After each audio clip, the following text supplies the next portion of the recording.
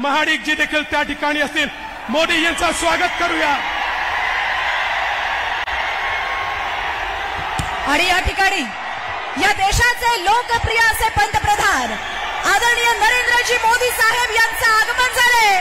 बोलो भारत माता की, भारत माता की जय श्रीराम, जय श्रीराम. अब की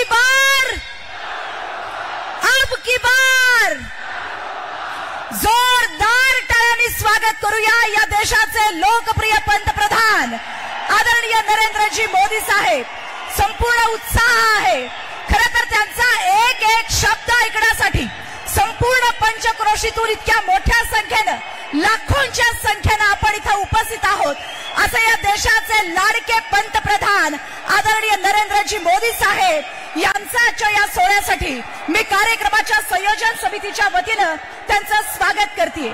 आणि यानंतर या कार्यक्रमाप्रसंगी उपस्थित असणारे आजच्या या कार्यक्रमाचे प्रमुख अतिथी मान्यवर म्हणून आपल्या सर्वांना संबोधित करतायत, ज्यांनी खऱ्या अर्थानं या कार्यक्रमाप्रसंगी उपस्थित राहत या संपूर्ण सभेला एक चैतन्य आणून देताना प्रत्येक महायुतींच्या प्रेमींच्या मनगटामध्ये बळ देण्याचा प्रयत्न केलाय. असे आदरणीय नरेंद्रजी मोदी साहेब यांचं स्वागत आणि त्यांचा यथोचित सन्मान.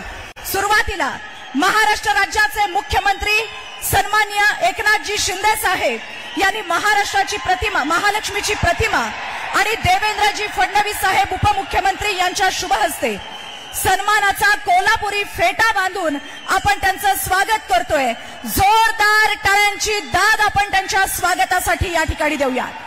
यानंतर या जिल्ह्याचे पालकमंत्री ज्यांचा जन्म रामनवमीच्या दिवशी झालेला आहे असे हसनजी मुश्रीफ साहेब अयोध्येच्या रामलल्लाची मूर्ती देऊन सन्माननीय पंतप्रधान नरेंद्रजी मोदी साहेब यांचं स्वागत करतायत.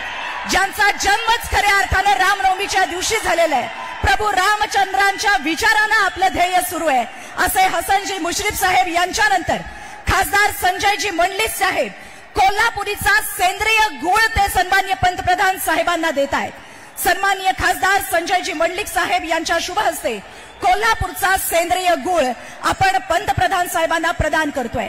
यानंतर सन्माननीय खासदार धैर्यशीलजी माने यांच्या वतीनं संत श्रेष्ठ गुरु बाळू मामांची मूर्ती लाखोंच्या श्रद्धेने इथं बाळू मामांचे भक्त उपस्थित आहेत. या भक्तांच्या साक्षीनं पंतप्रधान साहेबांना संपूर्ण कोल्हापूरवासियांच्या वतीनं संत गुरु बाळू मामांची मूर्ती या ठिकाणी प्रदान करण्यात येते.